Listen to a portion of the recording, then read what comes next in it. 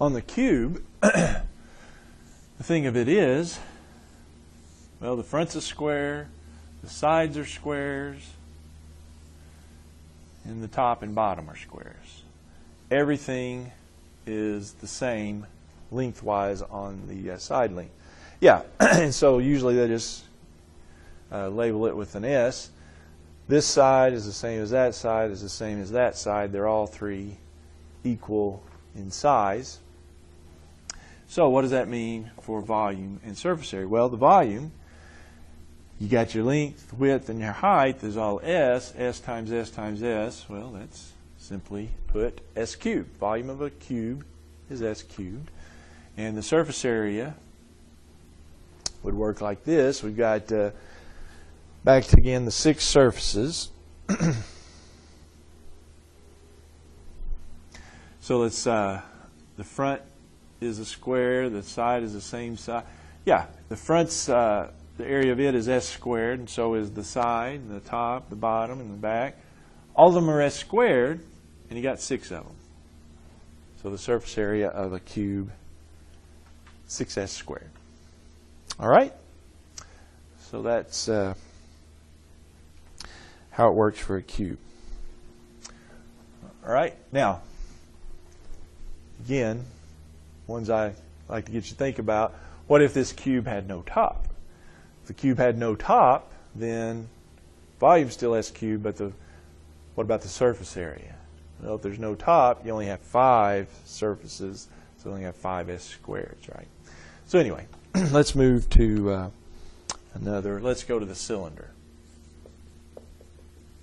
Circular cylinder. All right. So a cylinder, got a circle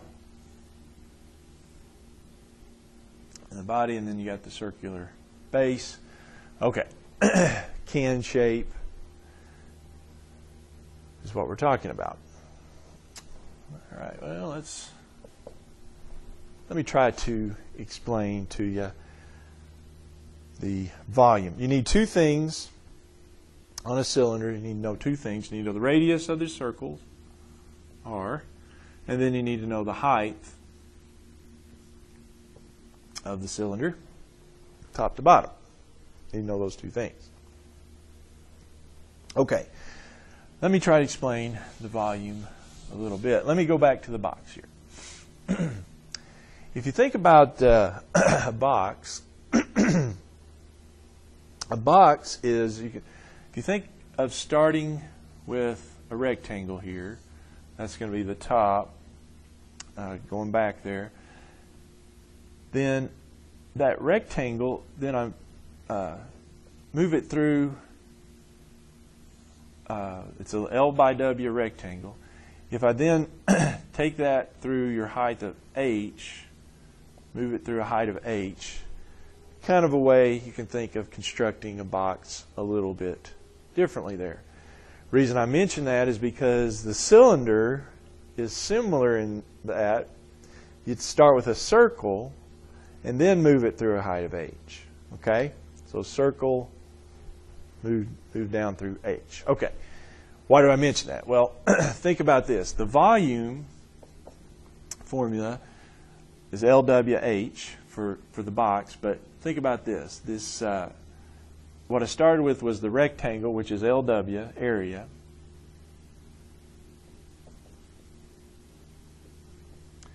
And then I take it through height of H, so think of it that way. Think of this as the area of a rectangle, LW times H. That's one way. Another way we can see the volume being constructed. And anytime you have a similar figure, if you take whatever figure it is, trapezoid, hexagon, if you take that area times your H, then that gives you the volume. Well, over here, I'm starting with a circle. What's the area of a circle? The area of a circle is pi r squared. So the volume is going to be pi r squared H, isn't it? And that turns out to be it for the cylinder. Pi r squared times H. Take the area circle formula, circle area formula, times your height. Okay? All right. So that's volume. A little bit of explanation behind it, but okay. Let's talk surface area for the cylinder. Surface area for cylinder, well, two of the surfaces are easy enough. Two of the surfaces are what? Well, the top and the bottom are circles. Area of a circle, pi r squared. So I've got a pi r squared here. Then on the bottom I've got a pi r squared. I've got 2 pi r squared. So that leaves then the rest of the can, the body of the can, the cylinder, the middle part of the cylinder. Well, here's what I'm going to do. Let's say I take that cylinder and cut it down the side here and then lay it out flat, roll it out flat. What shape would that roll out to be? Well, if I roll this out like this, wouldn't I come up with a nice rectangular shape there? Yeah, I come up with a rectangle in shape. Okay? Now, to get the area that I need, its length and width. Well, this way, obviously, you got your height. So that'd be h. So I've got my width. Now this, let's think about the length then. Well, if you think about the length, that corresponds to, over on the can side here, that would be this part around here, wouldn't it? All the way around this circle. What is that called? Isn't that the circumference? So this side right here is the circumference of the circle that I started with over there. Now, what is the circumference of a circle? There's a formula for that, right? Circumference of a circle is 2 pi r. So this, laid out flat, the length would be 2 pi r. Well, if that's 2 pi r and that's h, then the area of this is 2 pi r times h. So that completes our surface area formula for a cylinder. 2 pi r h. Okay? All right. Well, from the cylinder, a good place to go here is to our cone. There's a little bit of a relationship, at least with one of the formulas. Okay, so a cone, yeah, we've got, comes to a point there, and then the base is a circle. So just like the cylinder, you need two things. You need to know the radius of the circle, and you need to know the height, top to bottom, how tall is your cone. You need to know those two things. All right, well, volume. Turns out the volume of a cone is related to the cylinder. What I like to ask as we're going through here is this. If I were to take, let's say I took a smaller cone here, let's say it's where I can fill it with water. It's empty, like an ice cream cone or something like that, but I can pour water into it, okay? So I've got whatever radius, whatever height. If I took a cylinder with the same radius and the same height over here and thought about how many times would I have to take the cone, fill it with water, and pour it up into the cylinder. How many of those cones would it take to fill the cylinder up? Well, most people would say 2. Most people would guess 2. However, it takes actually 3. 3 of these cones, I would have to do 3 of those cones filled with water, poured into that, to fill this cylinder up. Same dimensions on it. So, having said that then, since the cylinder's volume is this, and it takes 3 of those cones to fill it, wouldn't the volume be a third here? A third times pi r squared h is the volume of a cone. Yeah, it's pi r squared h, like the cylinder, but times a third. That would give you the volume of a cone. Now, on the surface area. For the surface area,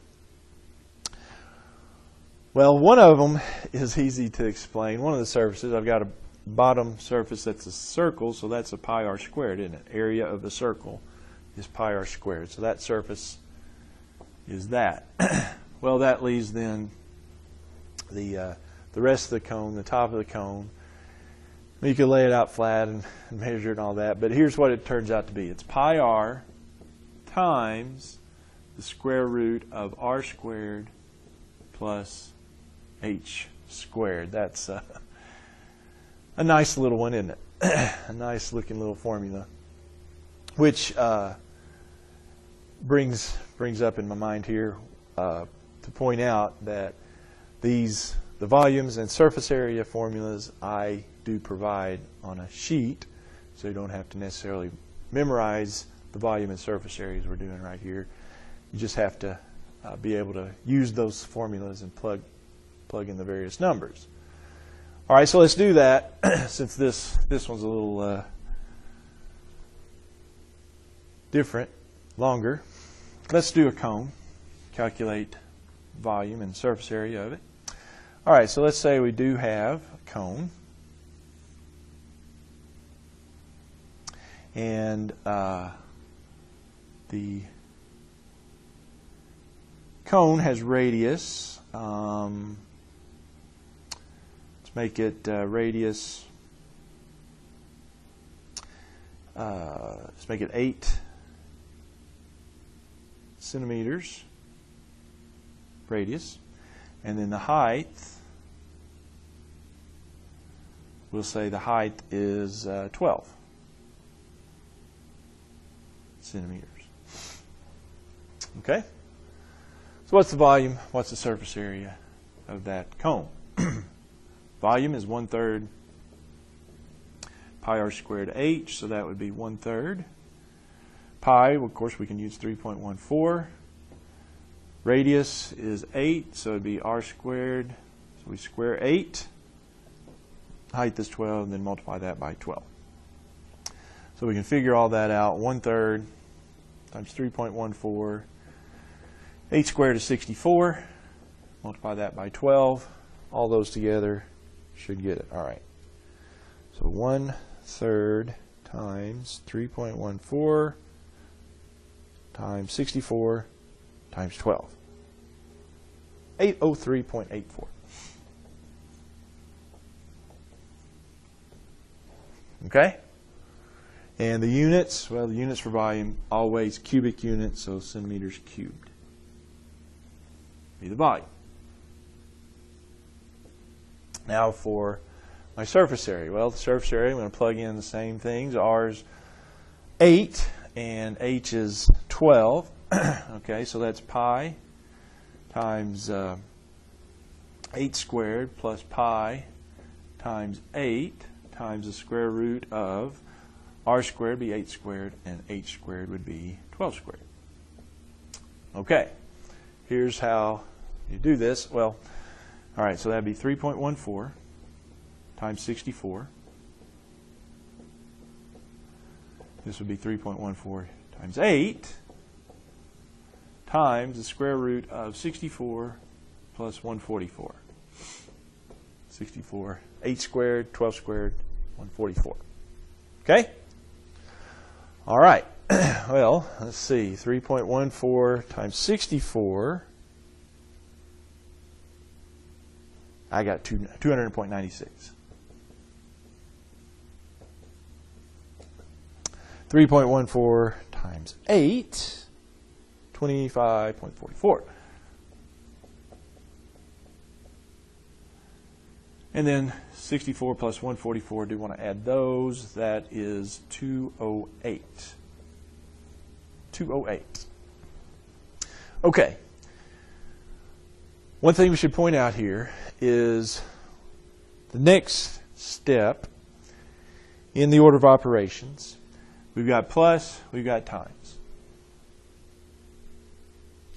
Times comes before, so order of operations wise, I'm going to multiply 25.44 times the square root of 208. First of all, let's see, the square root of 208, that's along about